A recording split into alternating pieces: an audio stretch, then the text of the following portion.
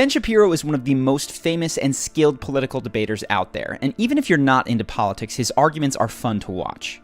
In this video, I want to explore why Ben is so talented in debates. Specifically, I'm going to give you 7 techniques that you can use no matter what side of an argument you represent, even if you're on the wrong side. 3 caveats before we begin. First, I am not saying that Ben is right or wrong on any of his points. What I'm going to discuss are some of the rhetorical devices he employs that can be persuasive even if they aren't always logically foolproof. No matter where you fall on these issues, there's a lot to be learned from Ben's style of debate. Second, you probably don't want to focus on debating in your interpersonal relationships because the goal of debate is quite different than the goal of most relationships. Or you're debating somebody on a stage, in which case your goal is basically to humiliate that person as badly as possible. And third, Ben obviously does quite a bit of research, which is really tough to combat without figures of your own. If you're richer, you tend to be married longer on average. People who are poorer tend to get divorced more Where often. did you get that statistical trend? Census Bureau.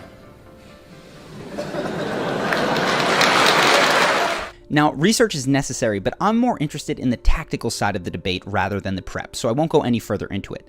Let's begin then with Ben's defensive debate tactics, starting with catching non-arguments. And that's because not everything that sounds persuasive actually constitutes a valid argument.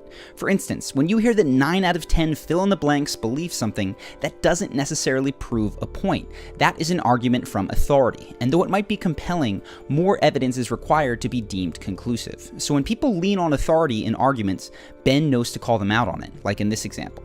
We urge you to listen to the American public and to the law enforcement community in support of ban on the further manufacture of these weapons. That was Ronald Reagan.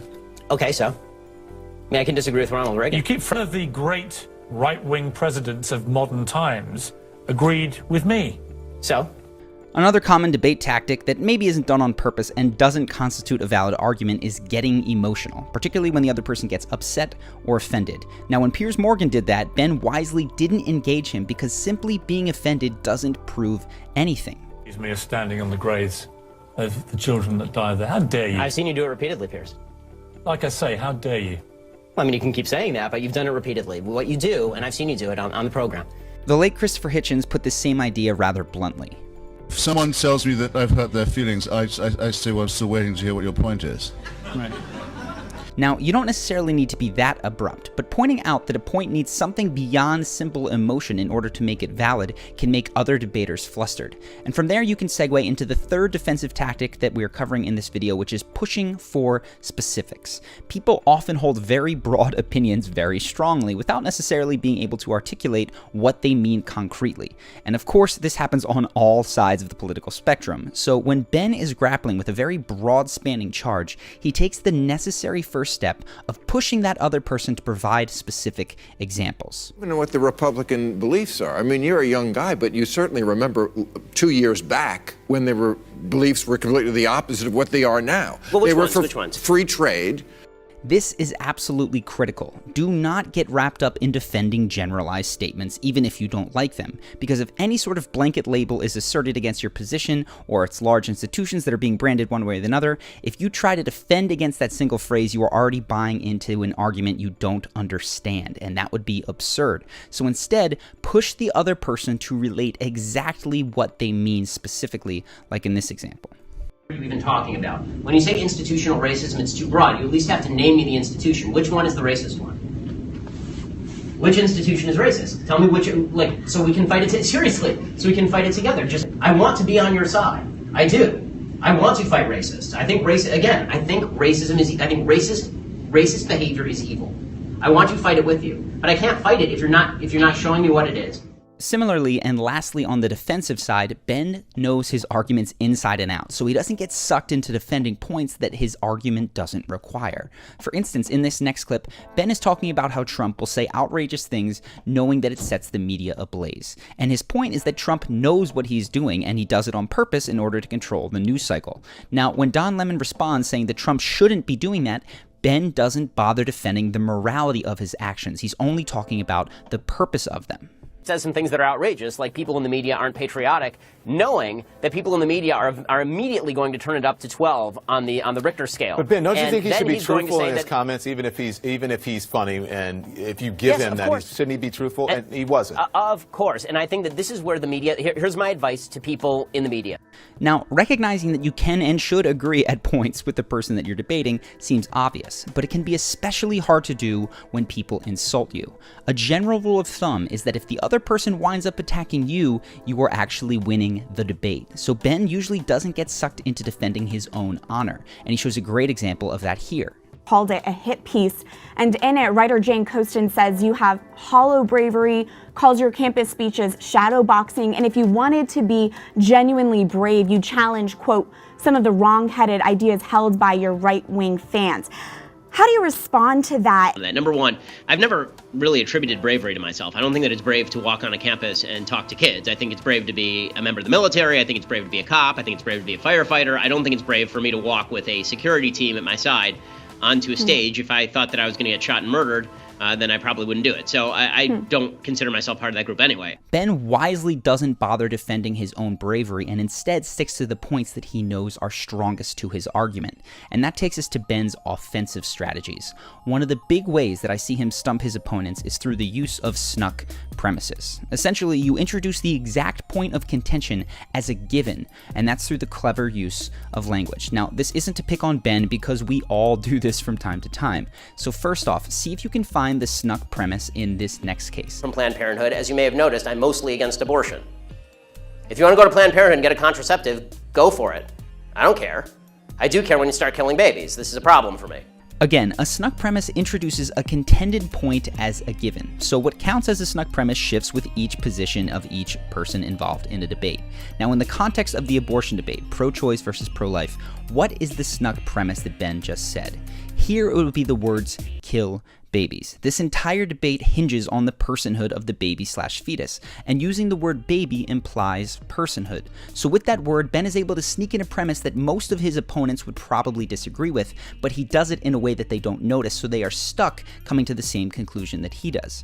Here's another example, this time in a debate over the morality of socialism, communism, and other economic models. Income inequality in the United States is also quite high, right? There are people who are Bill Gates and Jeff Bezos, and then there's the local checker at your grocery store. But if the local checker at your grocery store is getting richer, then it seems to me they have nothing particularly to complain about in how the economy is operating. They don't have a right to Jeff Bezos' money. They don't have a right to Bill Gates' money any more than Bill Gates or Jeff Bezos has a right to their money.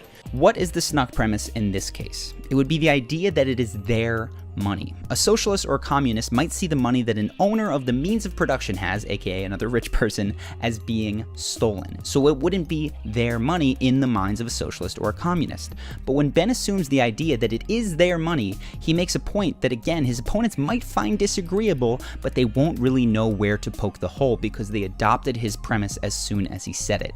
Now, in my experience, most debates are won or lost on Snuck premises. In concealing the steps we take to arrive at our conclusions, we can get there without the other person knowing exactly how they disagree with us, but still being stuck. So if you want to win cheaply without having your ideas challenged, this is an excellent tactic. That is how you can win a debate even if you're wrong.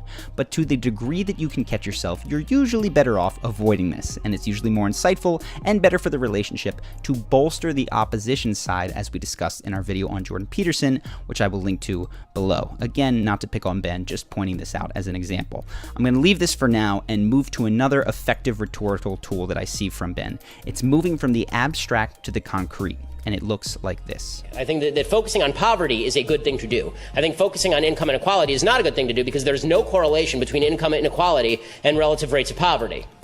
Right? There's tremendous income inequality in a lot of places on planet Earth. In fact, in all places on planet Earth. If you go to Sudan, there's going to be a rich warlord there, and then there are going to be a bunch of people living on $6 a year. This works because the specific example seems to prove the broader point that preceded it, even though a single example cannot prove a rule. It is useful shorthand for persuasion and explanation. I do this all the time with the examples that I give you in these videos. It's very, very common. And when you add an element of humor to the specific piece that you are saying, it makes it even more persuasive because people can be so wrapped up in laughing that they don't necessarily evaluate if they disagree with the point that you made. The people who are currently acting in criminal fashion in the drug war aren't going to be out acting as model citizens as a general rule. A lot of those people are going to be committing other crimes because this has been the history of the United States. When you make a substance illegal, the people who are criminals were criminals before and they're criminals after. Al Capone was not going to turn into a banker after Prohibition ended. And the final piece for this video, at least, is that you want to emphasize the conditions under which you would agree with your opponent.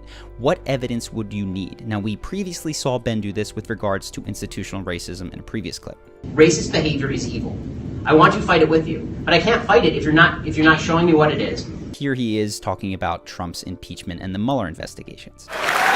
But dude, I'm happy to wait for the Mueller indictments, and if they come down and they target Trump, I'm happy to see him impeached. But I need to see evidence. Where's the evidence? But just throw it in the trash.